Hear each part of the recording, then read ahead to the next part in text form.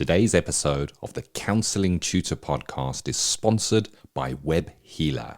You're a counsellor in private practice and you need a website, or you've got an existing website which you need help with. Web Healer are offering Counselling Tutor Podcast listeners, that's you, £100 off the cost of a website design and build. Now, Web Healer specialise in websites for counsellors and psychotherapists. It's what they do. And the Web Healer team provide a completely non-technical, done-for-you solution, leaving you to focus your time on your clients. Operating for 20 years, Web Healer are a trusted resource amongst counsellors when it comes to getting your practice online. So get the package details and claim your £100 off coupon for your new website by going to counsellingtutor.com/website. That's counsellingtutor.com/website.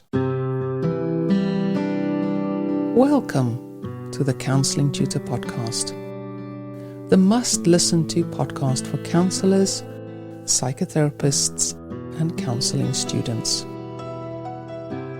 Here are your hosts, Rory Oakes and Ken Kelly. Hi, I'm Rory and welcome to episode 289 of the Counselling Tutor Podcast. We're thrilled to have not just one but two exceptional guests joining us. So let's extend a warm welcome to Ellie, Finch and Lesley, Simpson-Gray. Ellie Finch has a postgraduate diploma in integrative counselling and psychotherapy, a master's degree in social work, wide-ranging experience including school counselling, working at a women's centre providing young persons counselling service, and she's currently working with Relate as a couple and family counsellor, as well as running a busy private practice with children, young people, parents and families, both in the room and online. Lesley Simpson-Gray practices exclusively online or by telephone. She has a master's degree in child psychotherapy, postgraduate diploma in integrative arts psychotherapy. She's a certified cybertherapist using technology and creative interventions to engage children online. That includes incorporating the use of avatars through video games and online platforms, and has a particular interest and experience working with children on the autistic spectrum. Both my guests are members of the Association of Counselling and Therapy Online, ACTO, and have joined us today to talk about a fabulous lecture they've delivered for the Counsellor CPD Library, an introduction to using digital tools online. So if you're interested in the online world or you are an online therapist, this really isn't to be missed interview, and indeed the lecture itself isn't to be missed either. And as always, I'm joined by Ken. Ken, how are you doing today? I'm exceptionally well, thanks for asking, Rory. Rory and I hope that you are well. As Rory's already introduced, we have an incredible episode for you today, with those 3 stops on the journey, starting off with ethical, sustainable practice, where today we're going to be diving into the 5 reasons to become a clinical supervisor. If you're thinking of becoming a supervisor, it's going to be a good fit for you. If you're already a supervisor, have a look at them and see, is that something that you're experiencing? Then into practice matters, into that amazing interview that Rory has already introduced for you. And then we're going to end today's episode with student services, where we recognize you students on your journey. And today we're going to be speaking about theory, the theories of counselling, but more specifically, the differences. What's the difference? What's the same? We're going to be comparing and contrasting some of the main counselling theories and showing you how you can kind of use that formula when writing an assignment or thinking about how your modality differs from a different modality. But let's kick off into ethical, sustainable practice. And this is the part of the podcast where we recognize that for sustainability, in order for us to operate as practitioners and be able to sustain a practice, in other words, make a living from it, we sometimes need to look in other areas. And one area of great sustainability is supervision. And the reason for that is every counsellor will need to see a supervisor. So it instantly opens a whole new market when one has done that kind of training. It's no secret that we offer clinical supervision training for counsellors here at Counselling Tutor, including the specialist module for also delivering supervision online and by telephone. But today we want to look at 5 reasons to become a clinical supervisor, Rory. Yeah, absolutely. And I was thinking about this before we turned on the microphone today. And, the wisdom of being a counsellor is gained by our wisdom as counsellors is gained by the hard yards that we do as practitioners, both in when we're doing our student practice and then when we go on to clinical practice. And we gain a whole lot of knowledge and wisdom. Knowledge is one thing, information, but the wisdom is how it's applied. I think you get to a point where you have so much, it's useful to think about becoming a supervisor and sharing that information with other therapists. That part of being a supervisor is to enhance the profession, and I think it also expands your skill set. You develop new skills as a supervisor. A lot of people who undertake supervision training, including myself, developed a more maybe a more direct approach, being able to say to supervisees, have you thought of this? Have you thought of that? A bit more of an active directive approach. And also I think that you can mentor new therapists. Certainly I've mentored students and helped them develop their practice, as I've mentored supervisees who have just moved from being students into either private practice or working for an agency, and got them through that kind of difficult hinterland of what you do at college and what you do in the real world. And I think a good supervisor could do that, help them develop real world skills within the work. And I also think that there's more administration when you're in private practice, be it tax, be it having to fill reports in, be it having to write notes in different systems. So I think that's one really good reason to become a supervisor. You enhance your professional growth and development. You develop your professional formation as a practitioner. And also, of course, you spend a lot of time researching. You can research, supervisors come to you, ask you about something, you go off and research it. So you're actually developing your own skill set as a therapist as well. Yeah, there's a richness to professional growth and development. It's a very, very rewarding activity, and I'm sure you've experienced that if you're not a supervisor, just in your counselling training, the richness that comes from delving a little bit deeper into maybe the psychology of the human condition, as we call it, understanding things, seeing it in yourself, seeing it in others. And number one of the 5 reasons to become a clinical supervisor is that enhancement of the professional growth and development within yourself. And I guess that is always in service of others, as we always say. It's in service of the supervisees who are therefore in contact with clients, and it makes that big difference.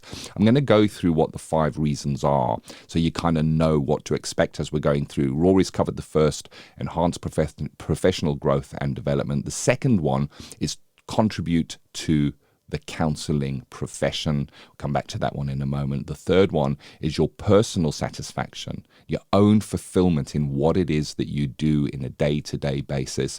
Then there is a diversification and income streams.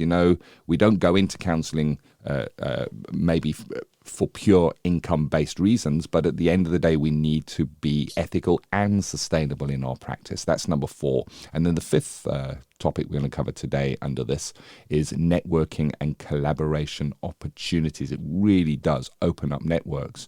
So let's go to number 2, contribute to the counselling profession. So get a very unique seat as a clinical supervisor where you have influence to shape future therapists and play that really pivotal role in molding a competent, ethical, and skilled new therapist. If your training is robust, you are there sharing and being there and guiding not just new therapists, even an established therapist. And we don't need to look too far back in the past, Rory, to recognize when so many people went from face-to-face in the room counselling to being forced to moving online because they weren't able to see their clients. And one of the things I noticed were the discussions in the Counselling Tutor Facebook group were around, I went to my supervisor to explore. So it's where we go at that time, and promoting quality of care, I think, also falls under that, contributing to the counselling profession. We get to be part of ensuring a higher standard of care in the profession by imparting knowledge and experience to those upcoming practitioners or seasoned practitioners if we're finding new and interesting information. Rory, on to personal satisfaction and fulfillment, which is point number 3. What can we consider there? Well, I think they've been a supervisor for me anyway, over the last, I think it's about last 8 or 9 years. It's quite a rewarding experience, helping build the profession and the new wave of therapists that are coming in and helping them develop them. It's wonderful witnessing the growth. I have some wonderful supervisees, some of whom will certainly be listening to this podcast, and developing their professional development and their personal development when working with clients, and seeing them grow. And some of them then develop and go on to be supervisees themselves. I've supervised a lot of people who said, "Do you think I should become a supervisor?" And I've said, "I think you should. Yeah, I think you should. You've got a lot of wisdom, a lot of experience, and you've got a lot of skills that will allow you to really enhance someone's practice." So it's a virtuous circle, really. And also, I think there's something about leaving something behind for the profession. Our profession is a profession of, generally speaking, good-hearted people who sit with other people to help them through their difficulties. And I think, building a legacy of that, I still take away a lot from my first supervisor that I had when I was a student. You're never far away from me in my practice, and of course my current supervisor. So I think it is a rewarding experience. I think it's very satisfying. I enjoy being a supervisor, Ken. Well, that personal satisfaction and fulfillment, point number 3 in our 5 points, I think is so important. And again, it's the word there that stands out is that fulfillment. I'm going to share some very carefully selected sentences, and these sentences are from trainees that are now supervisors that undertook the Counselling Tutor clinical supervision training. And I think the reason I picked these is because I think it really points to what we're speaking about now, of that fulfillment. This training has enhanced my counselling practice, as well as giving me the tools and confidence to move on as a supervisor. And that's interesting. Not just I've learned now how to become a supervisor, actually enhanced my own counselling practice. There's a lot of fulfillment in that. The next one, greatly enhanced my practice and knowledge. It's interesting, not related to supervision again, just related to all-round practice. Helped me grow and thrive in the therapeutic space and beyond.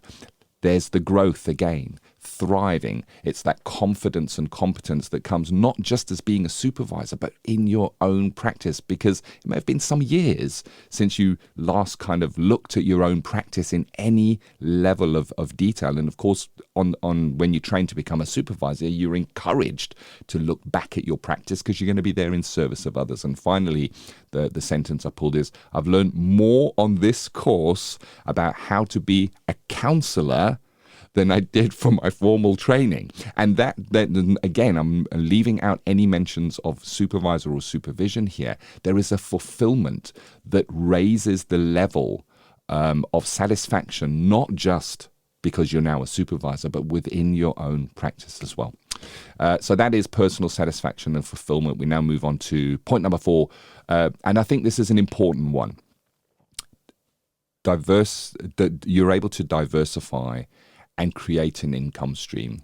So there are financial benefits to that, because supervision can provide an additional revenue stream to your existing practice, and diversifying that income can increase financial stability. And again, perhaps we didn't come into this for a money-making reason. So many of us, we do this because we want to make a difference. And I know from myself, I would gladly give it away free, Rory, if I could. I mean, this podcast is free. Why? Because we have a want to give out the information and share what we know, give it away. But the reality is we need to make a living from it.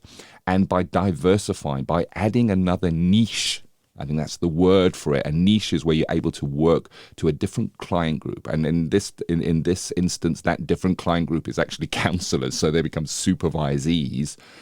It increases what you're able to offer. And I know from speaking to some of our peers that are already supervisors and some that have just qualified as supervisors, the difference in what their bookings look like, what their diary looks like, is quite significant. There's a leveling up in terms of numbers of people that they're able to see because they have, I guess, a new product. That's what it really is. You're able to offer a new product. And of course, it offers flexible scheduling as well there. So often supervision can be scheduled more flexibly than a client session, allowing for better work-life balance because you're working with a fellow professional. You can work it out together. And one other thing that I wanted to add in here is when we work with a client, we're trying to put ourselves out of business. Now, I say that almost tongue-in-cheek, and what I mean by that is there is no bigger celebration for us as a counsellor when we're working with a client, when that client reaches a point where they can move on and leave us. So we're working hard to kind of to get our clients to a point where they go away.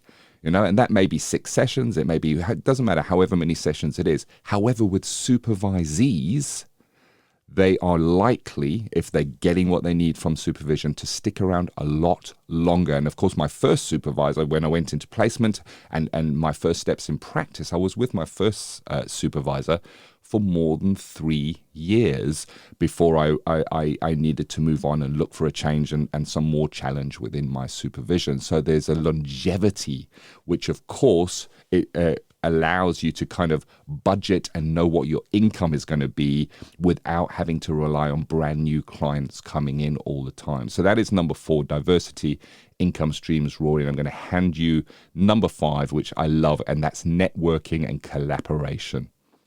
Yes, and before we leave the diversifying income streams, there's another self-care benefit to becoming a supervisor, and that is that you're, as a supervisor, you're not offering therapy. I mean, surely you'll offer support with as a supervisor to supervisees who may be struggling professionally, but it means that you don't have to fill your diary up with clients to make a living. And because working with clients can, impact your own emotional health. If you've got 25 clients a week, and some of those are trauma-related clients, it will impact on you. It will impact on your health. Vicarious trauma is a real thing. So it allows you to have a mix of work. So you can see clients, and you could offer client work, which will supplement your income, but also you could have supervisees as well, which are, I'm going to be really honest about this, a lot less demanding. It's a lot less emotionally demanding working as a supervisor than it is a counsellor. And Ken has spoken to the fact that that there's a longer term engagement, so you can plan your financial health a bit better. And we all need, tea bags aren't going any cheaper, I noticed, in the supermarket. So you really do need to think about your own financial well-being. But to go on to number 5.5, networking and collaboration. I don't want to be kind of too hierarchical with this, but you do get seen slightly through a different lens when you're a supervisor, because professionals, certainly if you're being asked to work in organisations or give advice or mentorship in organisations, those organisations will look for a supervisory qualification, and that means that you get new connections and new opportunities. Certainly, I've been asked specifically to speak about issues of supervision within organisations, and I think one of the greatest benefits, it's a two-way street. Because you're not just on transmit mode when you're a supervisor, you're on receive, which means that when a supervisee comes to you, you might think, oh, I've never thought of that. They may be working with an area that you're you have no knowledge of, in which case you go away and research it and find out about it. And then what happens is you've learned from your supervisee, and then you can pass that learning on to the next supervisee who brings the same issue. So there's a huge amount of networking, learning and collaboration opportunities. And certainly if you're going for any form of a job where you're overseeing therapists, they'll want the supervision qualification. It's as simple as that. It's seen as a gold standard if you're working in an organisation where you're producing any policies or procedures, or you're involved in training, training of therapists. Supervisory qualification is, as they say, CV gold, Ken. It is indeed. I love how you've kind of structured that, and speaking about that, expanding your professional network. If you think about your formal core training to become a counsellor or a psychotherapist, there's an even grounding in that everyone's on the same level. They'll generally come in, if you're at the lower levels, maybe a level 2 or just an introduction course, nobody really knows much about counselling at all. So if you look around your peers, they also don't know much about, and you learn together and you learn the same kind of information throughout that core training and development part of the journey. But as soon as you've been qualified for some years and you've got an air of maturity around your practice, and you're taking on these additional trainings, as it were, you're spending your time with other practitioners that are also mature in their practice. You might be rubbing shoulders with somebody that's been a counsellor for 15 years and has now decided, you know what, it's time for me to train as a supervisor. So you get a richness of experience coming together. You also get a diversity in the modalities. So clinical supervision is not necessarily modality specific. So you would understand the modality of the supervisee that you are working with, but you're going to be working to a supervision framework, not a modality framework. And of course, you need to understand the modality. But what that means is when you're training to become a clinical supervisor, you are rubbing shoulders with mature practitioners, perhaps from other modalities, and you're seeing how that kind of integrates and comes together. And of course, when we rub shoulders together, we spend time together, we develop those professional networks and those friendships, we learn, and you have a group of people that you can go to when you have questions, when you have thoughts, when you have considerations, and they can share how it is for you. I'm a member of a couple of groups, and within those groups, I'm amazed on a daily basis of what kind of information is just shared in discussions, and I learn all the time. There is a handout for this. 5 reasons to become a clinical supervisor, and you can get that by going to counsellingtutor.com. Click on the podcast tab, go to episode 289, go and download it. If you're thinking of becoming a clinical supervisor, go and have a look at what some of those benefits are of becoming a clinical supervisor, and that gives you the opportunity to decide whether you are ready for that. And of course, there are many amazing supervision training courses out. If you're interested in ours, you just go to counsellingtutor.com. All of that information is on that home page. You don't have to go further. Just scroll down until you see our clinical supervision training course, and you can go and have a look, get more information on that, and join a waiting list if you like to get updates on our next openings. So that is ethical, sustainable practice for today. And as we're back out of that, we're going to Practice Matters, where Rory, you held an interview with Ellie Finch and Lesley Simpson-Gray, and it was speaking about digital tools in this online world now. And I think I know that there's a massive demand. I know that this is a great area of CPD, and I know that a full lecture was actually done on this that we've included in our professional development library, our continuing professional development library for counsellors and psychotherapists, Rory.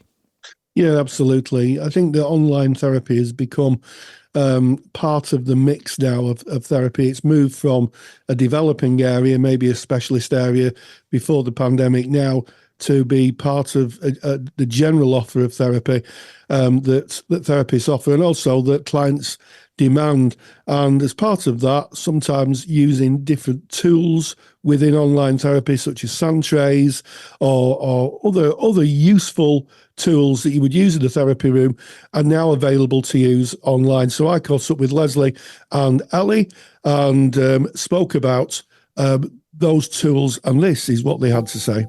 Practice Matters is proudly sponsored by the Counsellor CPD Library. To access top quality, relevant continuing professional development for your practice that you can do at a time that suits you, and all for less than the price of a cup of coffee, visit counsellingtutor.com. Online therapy has come of age, certainly since the 2019 pandemic, and with that is the need for tools that can be used in an online environment. A lot of therapists use things like sand trays, which of course are unavailable if you're working across an online platform. So it's my great pleasure to speak today with Ellie Finch and Lesley Simpson-Gray, talking about introduction to the use of digital tools in online counselling. And this is a lecture they produced for our Counsellor CPD Library. So first of all, Ellie and Lesley, thank you so much for joining us. Thanks for having us. Thank you. Yes, it's lovely to be here. So I think the first question is, Lesley, how did the development of using online tools start within online therapy? Was it something that was gradual, or was it something that was immediate, that people realised there was an immediate need once they went online? No, I think actually online therapy has been around for a long time. And I thought to myself, as you asked me that, I've got no idea the actual date that sort of marks history, but it has been around for a long time. Certainly before the pandemic made so many of us have to go online. I think that was a real turning point for many people to sort of think, well, I'm going to have to do this. I'm going to have to sort of save my business or save my clients and give this a go. And it was shocking and scary. So I think that was a real turning point, but it had been around for a long time before that. I think just lots of people have been using different methods of emails and so many different ways of being online that haven't been classed as online therapy. So it's kind of evolved over lots of different centuries. In fact, I think Freud sort of wrote letters to various sort of colleagues, clients and such, all way back then. So yeah, it's been around for a while. Yes. I mean, I think that's an interesting point, isn't it, Lesley? That we forget that remote therapy has been around for a long time. If my A level in psychology reminds me, I think it was Little Hans, wasn't it, that Freud wrote to, because he was frightened of horses, and that would have been classed as asynchronous therapy, I guess, wouldn't it? You write a letter, you send it, you wait it comes back. And of course, one of the things we learn in online therapy training is that, the famous Freud and Jung correspondence where they famously fell out was to do, I guess, with a form of disinhibition. And, they fell out eventually, famously fell out, for those who are students of the Freud-Jung era. So it's been around for a long time. It's been in use for a long time. So, Ellie, what kind of tools are therapists using? What kind of tools do therapists want to access? Well, it's really exciting because there are so many, actually, and we do go into, we give you little snippets, little tastes of a variety that kind of, in terms of, I like to think of it as we talk a lot about working in your comfort zone, and in your kind of extending your comfort zone a little bit by trying out new digital tools. But we share a range from, so digital sand trays, for example. We talk a lot about digital sand trays in this, and 2D ones where you can just access them on a web browser, and they're really simple and straightforward for you and your client to use. And so that sort of tool you can get started with straight away and just kind of experiment with. And you might, if you really love a digital sound tray, like me and Lesley do, you might find you want to go into 3D and a bit more immersive sound trays where you can kind of sort of be in that sound tray with your client a little bit and have a bit more of a 3D immersive experience with them that can add a little extra something. But and then just going from there, I love a video game. I love using video games like Minecraft, and we explore that a little bit in the lecture. And Lesley goes into virtual reality and AI, and just the kind of, it's sort of limitless what's happening, and it can be a bit overwhelming. And so we really wanted to make sure that people realize that they can just start with this quite a simple, straightforward web browser, free, easily accessible 2D sound tray, and sort of take it from there and see what your comfort level is at that point, and then maybe extend that a little bit within your competence.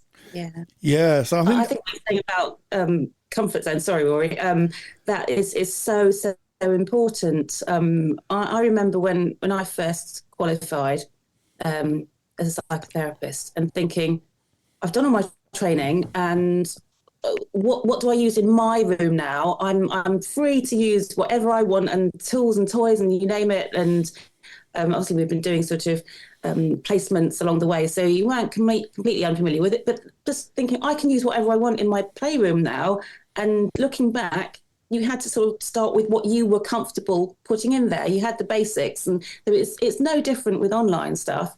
You've got sort of some very basic things that can work, but it's very much following sort of what you're interested in and what you're curious about and what you want to bring into your therapy practice or counselling practice. And it's no different from that process. It's just that you're using online digital tools instead. So it doesn't always have to be complicated. Yeah, exactly. So in sort of traditional room-based counselling, you might be the kind of counsellor that has lots of art materials around, or a sound tray, and it's the same really. It's like you might gravitate towards particular tools, digital tools that have similarities to those, and you might be thinking of your clients a bit and think, oh, what would actually they like? And that's how video game therapy started for me, in terms of seeing that my clients really love video games, the young people that I work with, and it really spurred me on to develop my practice in that way and learn as much as I could about using video games. I think this whole world is fascinating. I recently spoke with Daniel Hand, who's a very very well known gaming practitioner, who's carving new ground, and that interview's in our podcast library somewhere. And what fascinates me is the immersive world of online. So I'm Lesley, you say start off simply an online sound tray, but you also alluded to kind of 3D immersive. Am I thinking virtual reality goggles and all that type of thing? All of that. Absolutely. But in saying that, I go from a very simple principle as well, and go right back to things that were involved in my training about you just want to take your client into an immersive space. And we do that just all the time in face-to-face work and in a sort of actual room. We take our clients to a place where they also use their imagination, where they can step out of the real world and just be in a space that feels safe and supportive. And we take them on a journey, and we're doing exactly the same thing online. It's no different. So stepping into an immersive space in VR, or stepping into a space where you can imagine like being alongside an avatar or a 3D image or a model of something. We're just using the technology to do exactly what we've been trained to do. And all of those principles, it's exactly the same. We're just going into an immersive space. But you've got to be really sort of careful, I suppose, of doing that online and using the technology to make sure that is a safe space, because it can feel very overwhelming. It can feel just a bit too much.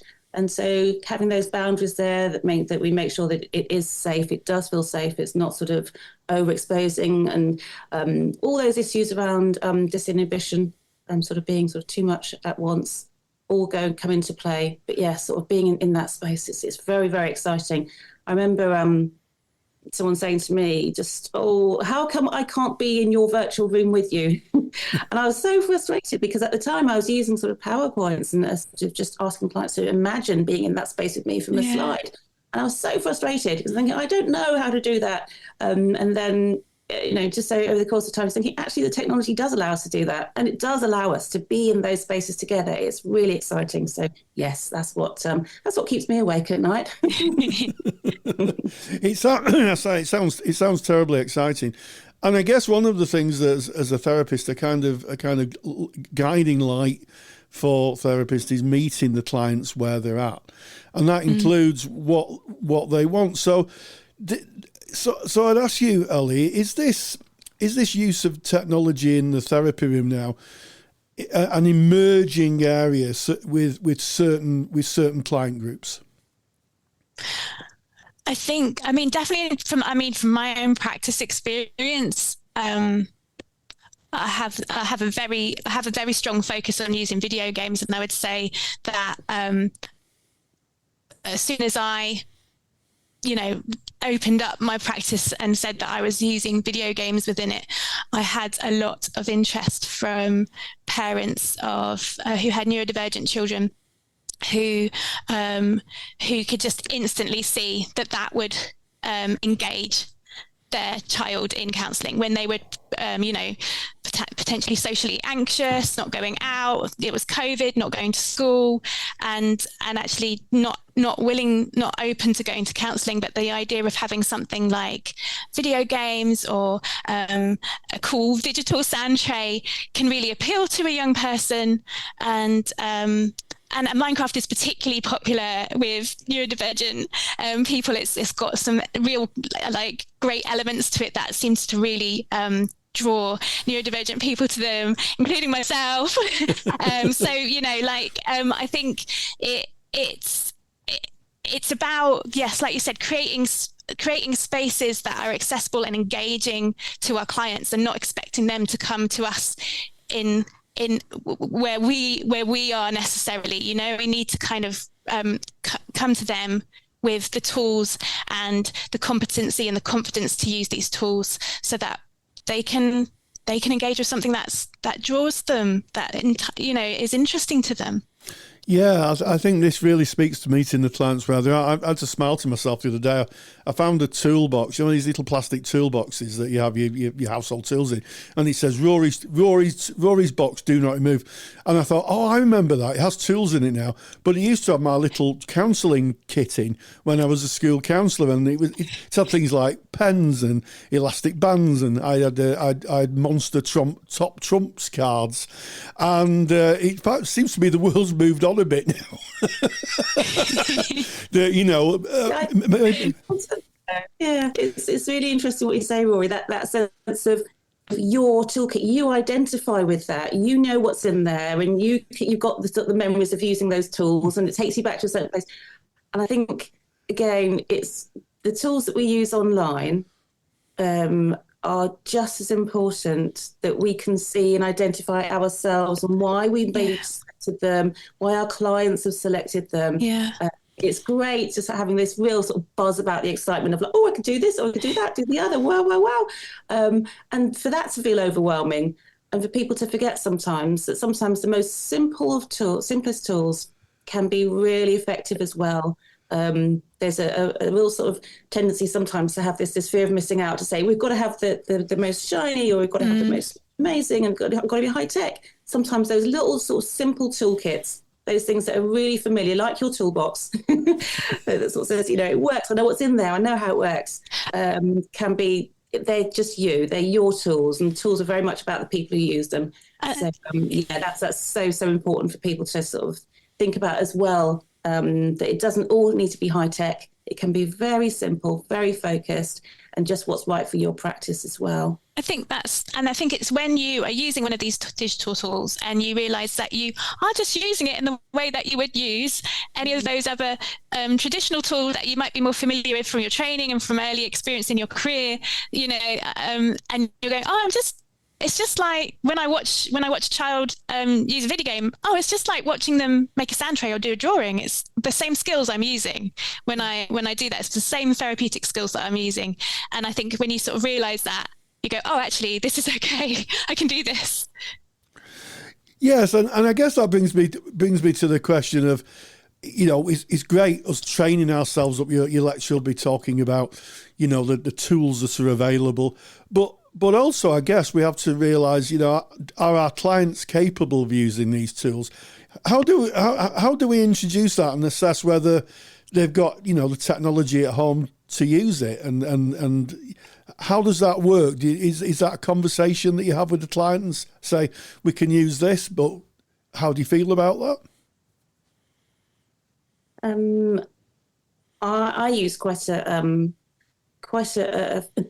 long, laborious process of contracting, and that's the one thing about working online. Yeah, there are so many more T's crossed and dots over the I's, and just things because they're not tangible things, we have to make them tangible by being very specific. So across the board, that's the one thing about working online. So having conversations with clients, say, actually, this is available for young people aged 13 plus. I'm not going to go outside of what you're allowed to do technically on social media, although we know that lots of young people, they don't adhere to that. But I'm going to, within my practice, and say this is for this age group only. So, for example, I don't take anyone under the age of 13 into VR. They may use it themselves at home, that's fine. But in my practice, this is how it is. So stating that really clearly. And then also saying to youngsters, don't buy anything that's specific for therapy. We're going to use what you've got already. So no, it's not an excuse to say, I have to buy a new Oculus because Lesley says so because we're using it in our therapy. No. It's having that sort of balance really as well. I don't know, Ellie, do you do something similar? Yeah, I do. I work with children and young people and families that, I work with them online, and I use things like video games, and, they're not made for mental health practitioners to use. So I have to do a lot of contracting and a lot of getting informed consent. So that means me understanding what the data protection issues and security issues might be with those digital tools, and then sharing that in an accessible way with my clients, and ensuring that they're giving me their informed consent and they understand things like, when a server might be storing their data in another country, that means that their data is kept in a different way, and they have to a different legislation that's not maybe the same as we have in the UK, and the implications of that, and all sorts of things around usernames we use and keeping data safe. And I think that is, yes, like Lesley, I have quite a full-on counselling agreement. Yeah. I mean, I think that's an interesting point, isn't it? We Counselling Tutor run an online and telephone course, and one of the biggest bits of feedback we get from those people who do it say the contracting is very, very comprehensive, far more comprehensive than sat in a room, and our response has always been, well, yes, because you're using the decisions you have to make about how you work online are more and varied than when you work in the room. And, in terms of using third-party technology such as video feeds or games or AI, artificial intelligence, there are things clients need to know. They need to know about that. Yeah, absolutely. I think the other end of the extreme is us as practitioners knowing more about the games and tools that come into our space.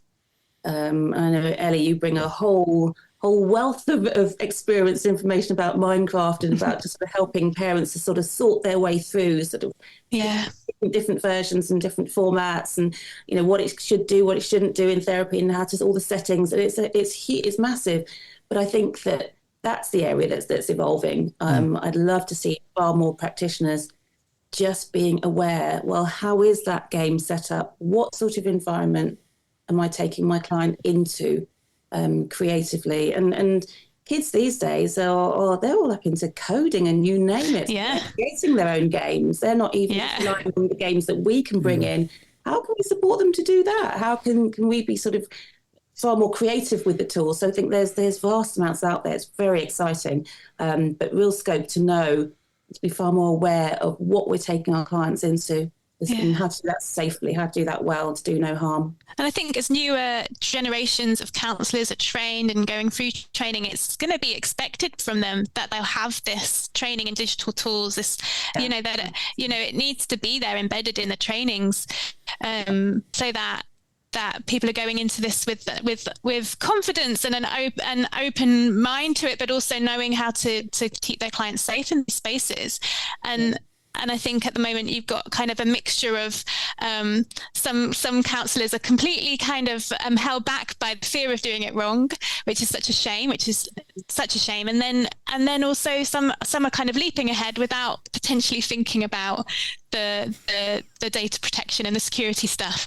And so it's sort of helping people to find a balance between those two kinds of ways of being around digital tools that we're kind of aiming to do with this lecture.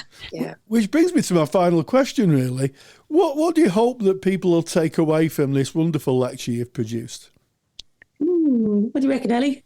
Well, I'd love people to feel inspired and confident enough to kind of grab one of these tools and just start using it with themselves, and then using it with friends and getting confidence with it, and seeing what it might be like to do it online, and then sort of making your list of things that you need to make sure you're going through with clients around those digital tools, and just seeing the beauty of how it can open up your practice, really, to express so allowing your clients to express themselves in creative ways. That goes beyond just using a video platform, two little boxes talking to each other.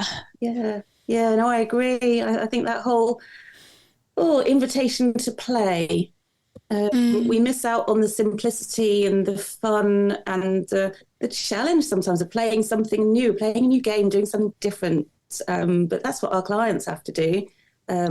And so we've got the challenge now to say, come and play with me, come and try this tool out. Just like, are you interested in this, or what do you want to do? And let's see what it does. And it really is, it's like an open invitation.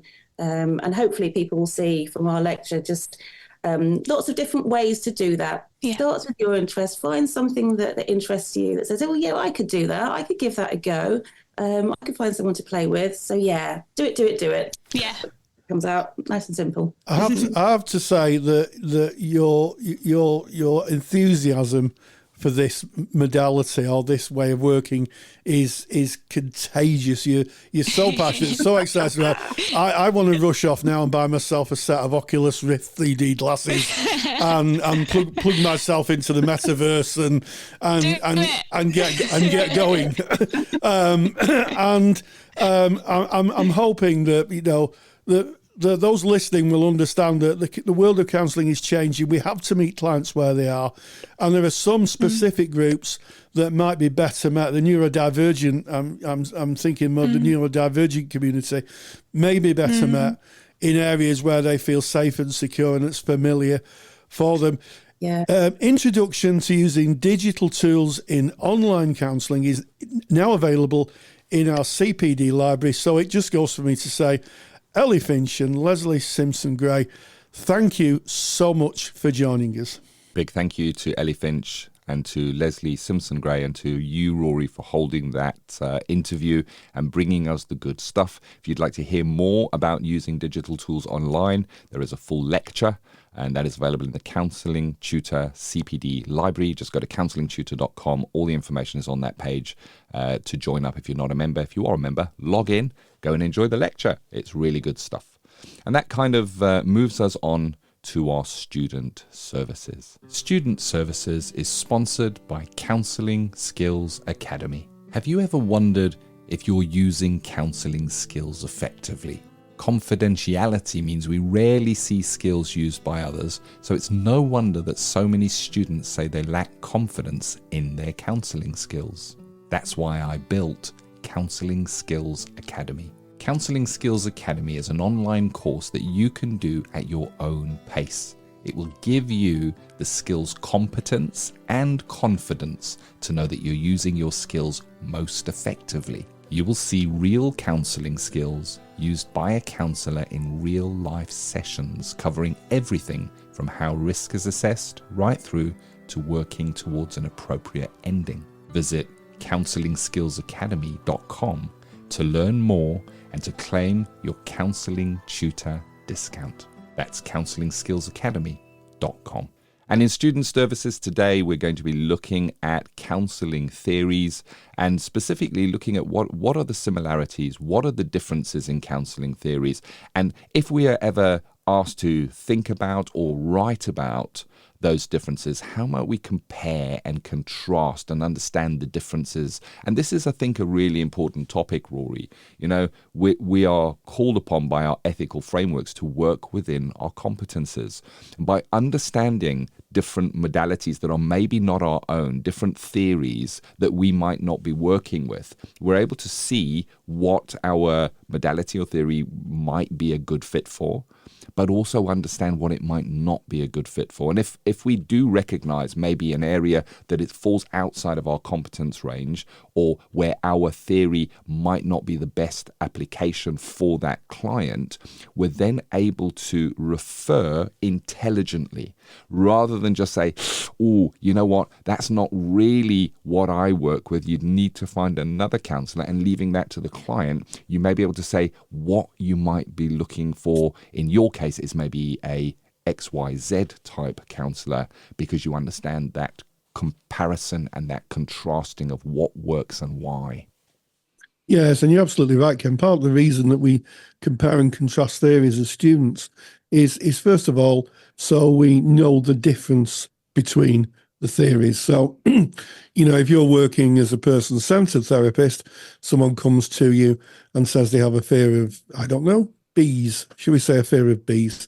It might be that working with a cognitive behavioural therapist may be very, very useful, because if they're coming for one specific thing, and this has happened to me in my practice, people have, you know, I've spoken to people and they said, well, I've got a fear of, say, flying or bees, or it could be a fear of anything. It might be worth using a behavioural technique rather than a phenomenological technique.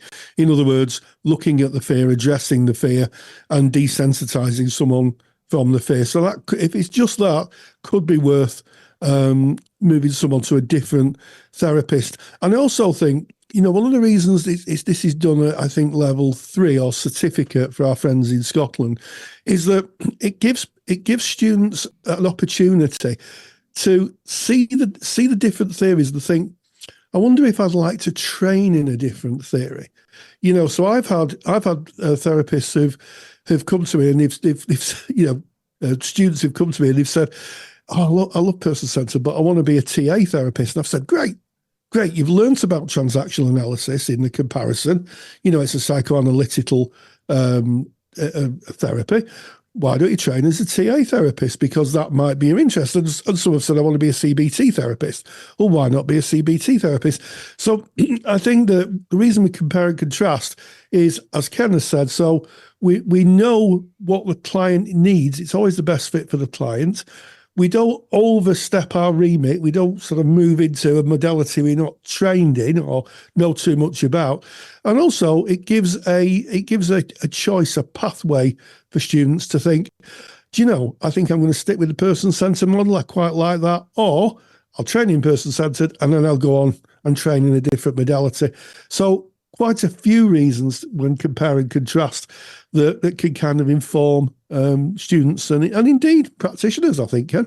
Yeah, very, very much so. And it's it informs training pathways, as you've already said. It will inform CPD post-training, if you're able to compare and contrast. So an example of that may be that if you understand trauma and the theories around trauma and how that presents, and compare it to your base model, you may see that there is a deficit. And it's always, we're looking in service of the clients that we see. And if we see a deficit, it means that we can't go there, because the client can only go as far as the counsellor can go. So as soon as we reach an area where we don't know where the road is anymore, we can't be there with the client because we don't know what is there.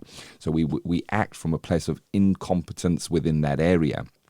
So it can inform where we might need to do some training, and it can inform the training that we might enjoy most. So you mentioned maybe somebody doing a person-centered training course and then comparing a TA model and going, I like that. I love those theories. That is really interesting to me. So it can inform where your interests might lead you as you develop and grow your practice. So that's the reason from comparing and contrasting theories. But how is it done? So it's done like this. If you are comparing and contrasting two theories, you're really looking at what is the difference or the similarities between those two theories or those two modalities, and what is the same.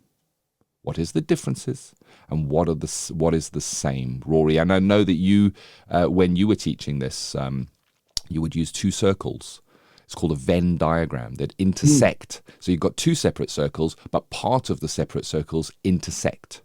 And on the left-hand side of the first circle, you might put modality 1 or theory 1. On the right circle would be theory 2, and you'd put what is different outside of the segment that intersects on both sides, and that is similar or a crossover in the middle. And then you can see what is clearly different and where the overlap is between the two theories or the two modalities, Rory. Yeah, absolutely. And if it was three theories, I'd use three circles that overlapped and do it that way. And also, one of the things that you have to put in, if you're doing this, if you're comparing and contrasting and you're listening to this, is what are the curative factors? So what makes the client better? What helps the client in terms of the theory? So if it's person-centered theory, it's based in self-actualization and finding their real selves and being able to have an authentic voice for themselves. And I guess moving away from other people's views and just being yourself. You've got to be yourself. You can't be no one else, to paraphrase Noel Gallagher. If you're looking at psychoanalytical, then you'd be looking at childhood experience, how childhood experience has influenced the way that we behave as adults.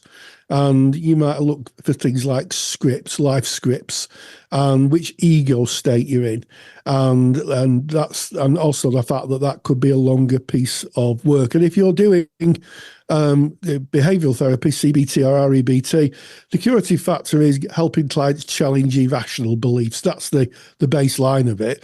If someone says, I don't think someone's likes me, then a CBT therapist says, what's your evidence for that? And it's a more evidence-based where you're asking people to look at the evidence. And those are the things you need in your assignment, because your tutor is looking that you know what the curative factors are. I use the word cure kind of loosely, but what helps the client move along? Is it understanding themselves a bit better and being a bit more robust in the world? Is it challenging irrational beliefs? Or is it understanding how childhood experiences can influence how we behave today as adults? And those are the things that gets the marks in assignments. Yeah. And what you've spoken about there are parts of those modalities that are very different from one another. So they would sit outside of the segment that intersects, if we were picturing the Venn diagram in our mind. And one of the reasons that we kind of get that picture in our mind is because it can be very confusing for the client if we're jumping between different theories, trying to find a fit for them. So one week we're saying challenging irrational beliefs and giving homework and exercises for them to do, which would live happily in behavioral or CBT. Then the next week we're delving about how they feel about that and their own personal reflections, and we are being non-directive as the client kind of leads us, would sit in person-centered therapy. And the week after that we think, maybe I should go back to look if what happened in childhood, and we might now be doing it in a child work, and we're now set to the more psychodynamic theories. That can be really confusing for a client. They're pulled from side to side. So understanding those is really important. And I think let's just end this, Rory, by let's do a compare and contrast of let's do TA, transactional analysis, and person-centered. And I'll start off. So I'm going to put TA on the left-hand side, and I'm going to put person-centered on the right-hand side circle, and we'll look at what's different and what intersects. And the first thing I'm going to say is in the transactional analysis side, it is a active, directive intervention where the therapist is particularly asking questions, looking, actively directing the client. Person-centered therapy is client-led. It is not active directive. The client leads the way. So there is two differences. What can we put in the middle, Rory? Transactional analysis and person-centered. What is the same or similar across the two models? Well, I think what's different is TA was developed by Eric Byrne, and person-centered was developed by Carl Rogers. You're going to have to get the theories in there. Yeah, there's some marks for your assignment. Yeah, well, I think that the difference is that person-centered works on the edge of awareness. Those things that we know. You know, if you're driving or you're walking along and there's something just on the corner of your eye and you're not quite sure what it is, but you know it's there. And then as you look, you can see what it is. It might be just another person walking along the street, or it could be a shop window, but it's on the edge of our awareness. And that's what person-centered therapists work on, the edge of awareness, something we know that we might need to change, or something we know that is just holding us back. And that's in a conscious mind. We know it's there, like the person walking down the street. They can see it out the corner of their eye, but they can't put a form to it. With a psychodynamic theory, we're in the subconscious process. How we act subconsciously or unconsciously due to the messages we received in childhood. You know, you can't be, you're not good, or you'll never make it, or you're dyslexic, so you'll never be academic. That was one of mine that I carried for a long time, and I didn't realize the impact it had on me. You know, and it was only when I was talking to a TA therapist, he said, that's a really strong message to have in childhood. Do you think that's carried through the arc of your life? And I think, oh yes, it has. And is it useful now? And I'm thinking maybe it's not to see myself as a 5 or 7 year old being told at school. And, you know, sometimes it's about letting those childhood messages go and developing a more adult ego state. In other words, having more agency as an adult and saying, yes, that's what's said in the past, but actually, to be honest, this is how I am now. And TA therapists sometimes refer to it as getting a new script on the road. The idea that, you know, we learn how to be adults by literally learning a script that's taught to us by our parents and the people around us. And that might not be useful as we get to adulthood. So those are two useful ones: subconscious in the TA and edge of awareness and conscious in person-centered therapy. So we've got lots of differences. We'll look at a similarity in a moment. I did ask about similarities, and we're on differences. But now the thing is, Rory, I've been triggered to another difference now, because I get excited about this stuff. And that is that within TA, it is you teach the model. You'll be teaching the theories to the client. If you're a TA therapist, you'll be telling them about the child ego state. They'll be taught to, you mentioned scripts, Roy, you'll be telling them about what a script is and how to recognize that in their lives. Whereas in person-centered, we do not teach the model. The counselor holds the theories, but the model is not taught. So you wouldn't be explaining about introjected values and what they are and how they work. You would see it and you would work with the client to find their own way, but in purely person-centered therapy. So we've done many differences. What's the same, Rory, between TA and person-centered? And I'll start us off for some points. I'm going to say they're both talking therapies. Yes, they are. They're both talking therapies. Yeah, that is a really good one. It's not often you see that in an assignment, I have to say. But it's true. It's true. It's true. They're both talking therapies. And I think the thing is they're both humanistic. This is really confusing because person-centered therapy is seen as a humanistic mode. But if we separate that idea, the theory is humanistic. In other words, it sees people as having agency and be able to develop their own path just by sitting with someone who accepts them, offers unconditional positive regard, is non-judgmental, and has empathy. If we just take that away and put that to one side, which is part of the modality of person-centered, but in terms of humanistic, it means that all therapists should be using empathy, should be using the relationship as part of the therapeutic cure. I'm using the word cure here. The evidence is really clear that a good therapeutic relationship, no matter what mode you're in, it could be CBT, it could be TA, it could be any of the modes, person-centered, the relationship is a key part of it because people still have to trust you. The client still has to trust, the client still has to feel they're being heard. So that's empathy. And there's a lot of discussion of empathy within the TA community. And in fact, Richard Erskine, a very famous writer, wrote a book called Beyond Empathy. Yeah. So, there's a big focus on that. And also, I think the ethics, when we're applying ethics are not modality specific. They stand separately from the modes of therapy that we work in. So those are some differences and some things that are the same, Ken. Yeah, I like that. And I'm going to leave it with one last word, and it kind of keys into what you've spoken about it based in humanism, and that's relational. Relational in that there is a relationship. There is a relationship between two people which is important. Irrespective of the modality, the relationship is seen as important. And Rory, you can tell us about the research and what the research says about what is the most effective therapy, and it boils down to the relationship is seen as the most important part of the glue, and the modality or the theories that are used within that relationship are secondary. Yes, they're important, of course they're vitally important, but that without there being a relationship where the person going into therapy goes, you know what, I'm going into therapy, I'm there for a specific reason, I'm willing to work, I'm with somebody that I trust is going to get me there, it is unlikely, no matter what the modality, that we can kind of force them into being better. I'm using better or well or whatever the word there. Yeah, the research you're talking about was done by Lambert a few years ago. It's called Common Factors. We've talked about it on the podcast before, or the dodo bird effect.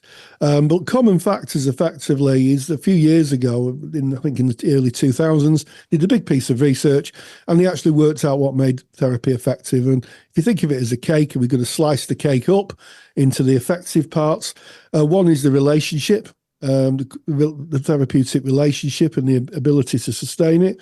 One is the client's motivation for change. One part is the placebo effect, the very fact that someone's going there gives them the impression that something's happening. And then the smallest slice of the cake, or one of the smallest slices of the cake, is actually the modality.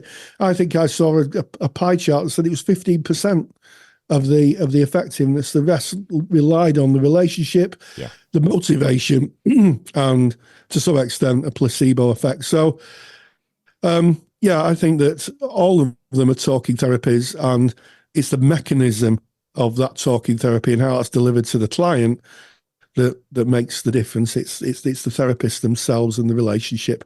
But an interesting topic, Ken.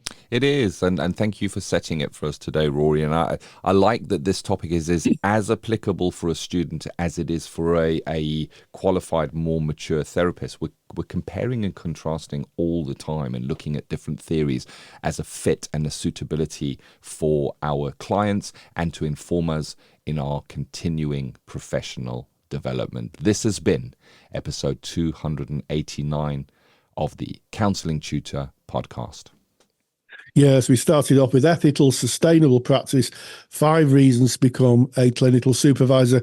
Ken and myself outlined the benefits of training to become a supervisor and how that develops your professional formation and, to be honest, moves your career along. In Practice Matters, I had not one but 2 guests, Ellie Finch and Lesley Simpson-Gray, who talked about using digital tools in the online counselling area, and that's going to be a lecture in our CPD library.